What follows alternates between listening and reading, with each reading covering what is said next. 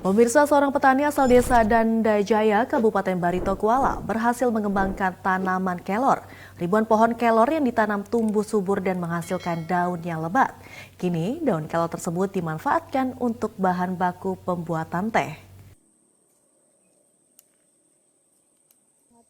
Sejak 4 tahun yang lalu, Heni, seorang petani asal desa Dandajaya, Kabupaten Barito Kuala, Kalimantan Selatan, mulai menanam bibit pohon kelor. Meski sempat beberapa kali gagal, namun semangat dalam usaha untuk membudidayakan daun kelor akhirnya menuai hasil sejak 2 tahun lalu. Diperkirakan saat ini sudah ada 2.000 pohon kelor yang ditanam dan tumbuh subur berdampingan dengan pohon jeruk dan pepaya. Kini Heni mulai memanfaatkan daun tanaman kelor ini sebagai sayuran dan bahan membuat teh yang diyakini memiliki manfaat untuk meningkatkan imun tubuh. Setelah dipetik, daun kelor dipisahkan dari batangnya, kemudian dicuci bersih, lalu dijemur. Selanjutnya di oven dengan suhu disesuaikan, dan terakhir dilakukan pengemasan dalam bentuk teh celup dan teh tubruk. Setiap kemasan dijual dengan harga Rp10.000. Permintaan teh daun kelor kini terus mengalami peningkatan. Permintaan tidak hanya datang dari kabupaten dan kota tetangga, namun juga dari provinsi tetangga. Jika dihitung dari penjualan teh daun kelor, Heni mampu menambah pendapatan keluarga sebesar Rp4 juta setiap bulannya. Dengan hasil kelor ini, perharinya bisa menghasilkan teh kelor itu sampai seberapa ya? Satu bulan itu sampai 400 bungkus. Dan untuk itu baru tehnya. Kalau untuk daun kelor segarnya kita bisa jual 20 ikat 2 hari sekali. Guna mendukung pengembangan UMKM di Kalimantan Selatan, pemerintah melalui dinas terkait terus berupaya melakukan pembinaan berupa pelatihan hingga akses permodalan. Jadi yang namanya pembinaan yang kami lakukan itu terus-menerus senantiasa dan tidak ada kata tidak siap gitu. Kami selalu siap untuk melakukan pembinaan itu, pendampingan itu, pelatihan itu juga termasuk juga untuk akses permodalan. Nah, tadi misalnya sudah masuk inkubator, kemudian produknya sudah siap dengan kualitas yang bagus, atau misalnya kekurangan modal untuk meningkatkan kualitas produknya, misalnya untuk memproduksi lebih banyak misalnya. Nah, ini kami dampingi lagi dengan BNI misalnya, karena BNI juga sebagai penyalur kur kan, nah salah satu bank penyalur kur, tentunya BNI juga siap untuk memfasilitasi itu. Dengan demikian maka dari dukungan dari permodalan ini juga harus diperkuat. Nah ini BNI kami siap untuk memfasilitasi itu. Untuk menjaga kualitas produk UMKM, Dinas Koperasi dan UMKM Provinsi Kalimantan Selatan melakukan kerjasama dengan Universitas Lambung Mangkurat terkait inkubator bisnis teknologi. Setiap produk UMKM seperti teh daun kelor nantinya akan dilakukan identifikasi melalui inkubator sehingga kualitas dan keamanan produk dapat diketahui sebelum dipasarkan. Oke, sip.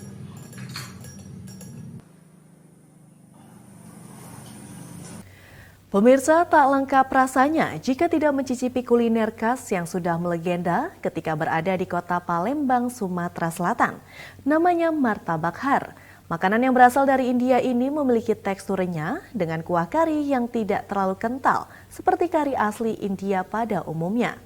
Penasaran seperti apa cita rasanya? Berikut liputannya.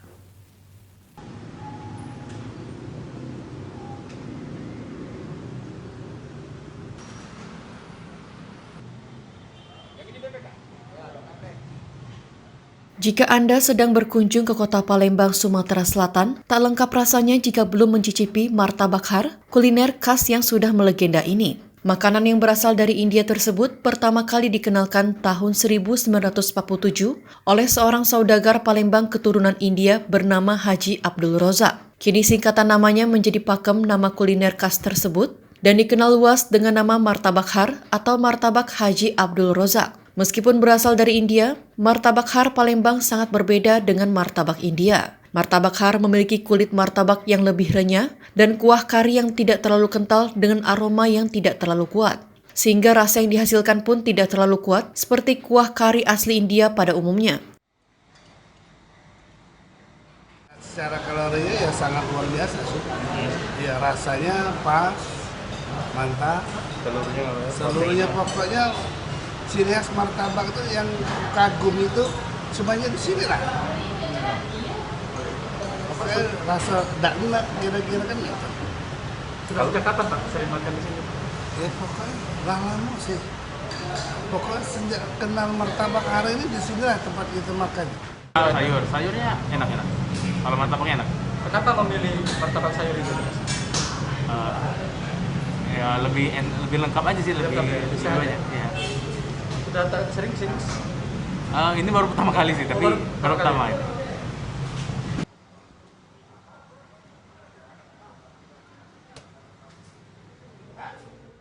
Martabak Har Palembang terbuat dari bahan baku tepung terigu dipadukan dengan telur ayam atau bebek. Adonan kulitnya dibuat dari terigu, minyak, telur, dan garam. Lalu dipipihkan dengan telapak tangan agar adonan menjadi lebar, kemudian barulah diisi dengan 2 butir telur yang dituangkan di atas kulit martabak dilipat persegi 4, selanjutnya digoreng di atas wajan.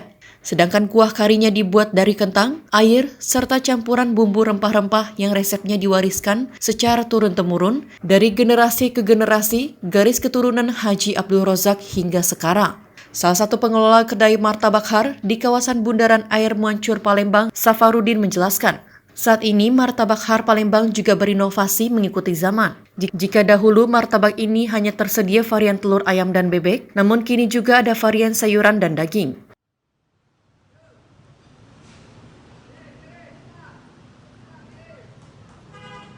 Itu martabak hari itu dari singkatan nama Pak Haji Abdul Rozak. Haji Abdul Rozak. Jadi singkat Har. Ciptanya Iya. Pak Haji Abdul Rozak. Tapi ini yang banyak juga di Kota Palembang kan yang jual-jual juga kan Pak? Apakah itu namanya ke keturunannya juga atau gimana?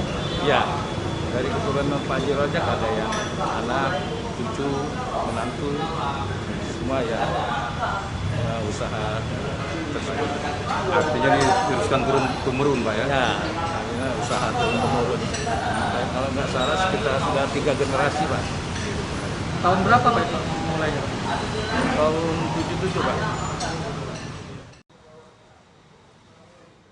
Satu porsi martabak Har dibanderol dengan harga mulai dari Rp20.000 hingga Rp40.000 tergantung jenis varian yang diinginkan. Selain harganya ramah di kantong, kelezatan cita rasanya yang gurih siap memanjakan lidah siapapun yang mencicipinya. Dan dijamin sensasi ini tak bisa Anda temukan di kota lain. Bagaimana Anda penasaran mencicipinya? Kedai martabak Har mudah ditemukan di pusat kota dan tutup hingga larut malam. Jika berkunjung ke sana, jangan lupa tetap menerapkan protokol kesehatan.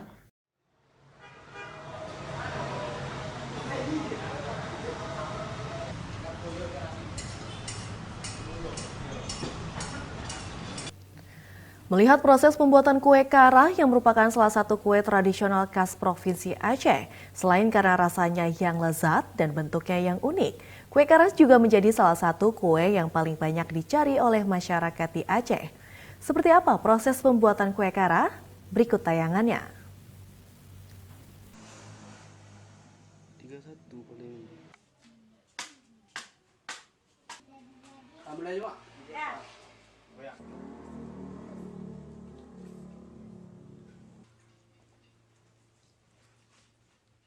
Kue karah adalah salah satu kue tradisional khas dari bumi Serambi Mekah. Selain karena rasanya yang lezat dan bentuknya juga yang unik, kue ini menjadi salah satu kue yang wajib ada ketika acara-acara adat di Aceh. Bahan untuk pembuatan kue ini sangat sederhana, yakni tepung beras, gula pasir, dan air putih. Pertama, seluruh bahan dicampur dan diaduk hingga merata sampai adonan menjadi kalis. Kemudian adonan yang sudah tercampur itu selanjutnya digoreng. Proses penggorengannya menggunakan alat khusus seperti batok kelapa atau mangkok yang sudah dilubangi kecil-kecil pada bagian bawah. Lalu adonan dituang ke minyak panas. Setelah berbentuk seperti lingkaran kemudian dilipat, sehingga berbentuk setengah lingkaran dan kue diangkat lalu ditiriskan. Salah seorang pembuat kue karah, Eka Sawini mengatakan, dalam sehari toko kuenya ini bisa membuat 200 hingga 300 kue karah. Karena rasanya yang lezat, kue karah khas Aceh ini juga banyak dipesan oleh orang dari luar Aceh, bahkan hingga mancanegara seperti Singapura dan Australia. Nah, untuk dalam sehari ini kita produksinya berapa banyak?